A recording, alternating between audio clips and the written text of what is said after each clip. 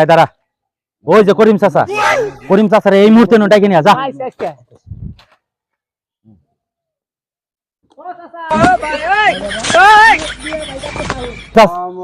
ওয়ালাইকুম আসসালাম। করিম চাচা, এই মাসের লাভের টাকাটা তো এখনো পাইলাম না। এখন তো ওই খরায় ফসল টসল নষ্ট হয়ে গেছে, এই মাসে টাকাটা বোধহয় দিতে পারবো না বাবা। কাকা, ঈদের আগের মাস, এই মাস যদি আপনি রক্ত বিক্রি করার লাগে তাও আমি টাকা ছাড়তে পারবো না। বাবা রে, ঈদের সময় একটু রহম করো।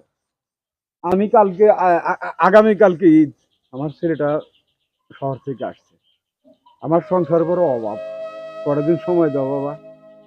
ঈদের পরে আমি হাঁস মুরগি যা আছে সব বিক্রি করে তোমার টাকাটা দিয়ে দেবো বাবা। চাচা, পরের দিন একটু সময় দাও বাবা। যত অনুরোধই করেন, ঈদের আগে আমি টাকা ছাড়া একটা সেকেন্ড মাইনে নিব না। বাবা একটু রহম করো, কটা দিন সময় দাও।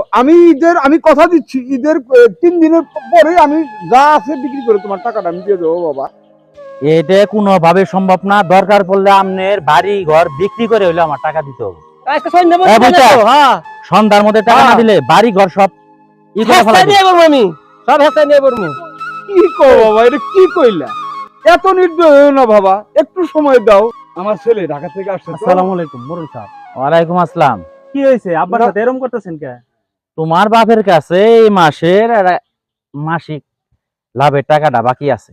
ঈদের সামনে কোনোভাবে মিস দেওয়া যাব না, টাকাগুলা পরিশোধ করবা আজকে সন্ধ্যার মধ্যে। আমি নিয়ে যাবো। শোনেন মোরল সাহেব,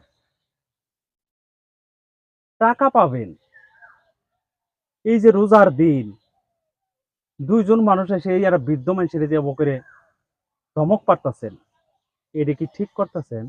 আপনি যেভাবে তার কাছে প্রেসার দিয়ে টাকা চাচ্ছেন, হঠাৎ আল্লাহ না করুক স্ট্রোক করে মারা গেলে তখন কি টাকা পাবেন? পাবেন না তো। আর আব্বা,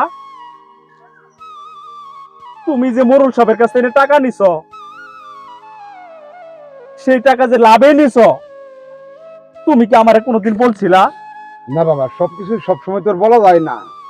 আরে কেন বলবা না? প্রয়োজনেই কিছু করতে হয় বাবা। তুমি কেন বলবা না? কেন বলো। চাচা, আমরা এনে বড় বড় নেক্সা শুনতে আসি নাই। এত বড় ডাঙ্গর পোলা থাকতে বড় বড় গপ্প করে আর মাসের টাকা দিতে পারেন না, সন্ধ্যার মধ্যে টাকা পরিশোধ করবেন, তা না হলে বাড়ি ঘর। টাকা চাই, আমরা টাকা চাই। আপনি কি মনে করছেন আমার বাবা মারা গেলে আপনার টাকা পরিশোধ হবে না? আরে আমার শরীরে যদি 1 ফোঁটা রক্ত থাকা অবস্থায় আপনার টাকা পরিশোধ হবে। রাগ করতে নাই, ওরা টাকা পাবে, ওরা দুটো কথা বলতেই পারে, আর সবকিছু সবসময় বলা যায় না। আব্বা, আমি আর পড়াশোনা করবো না।